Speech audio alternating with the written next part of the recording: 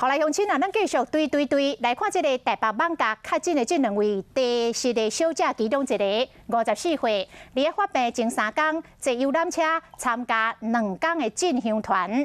伊去这个中华鹿港的德安宫，去中华丰苑的普天宫，云林北港的朝天宫，嘉义布地嘉应庙甲台南南昆新的大天府。这个宫庙得到消息了后，马上紧急来做消毒。其中，这个云林的朝天宫嘛来公布着东港这个个案的进香团到庙里去拜拜的画面。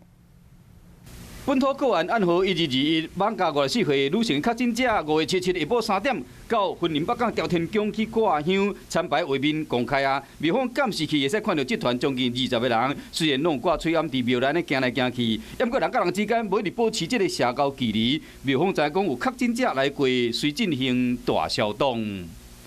大约停留半个钟头左右。暗号1221，伊伫网咖一间地点啊上班，发病前的3天落南挂香，为网咖出发到中华鹿港的德安宫、中华丰苑的普天宫、云林北港朝天宫、嘉义布地应安庙以及台南南昆新大天府，这宫庙赶紧消毒。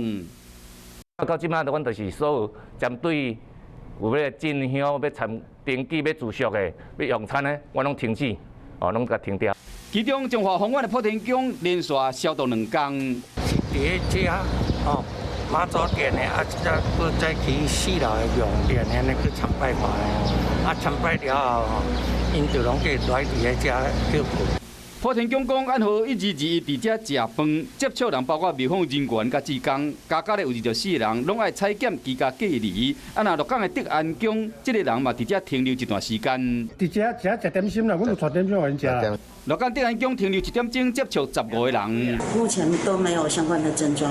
中华县的卫生局表示讲，德安宫甲普天宫初步列出39个人采检居家隔离，佫会继续调查，敢有其他人去接触到。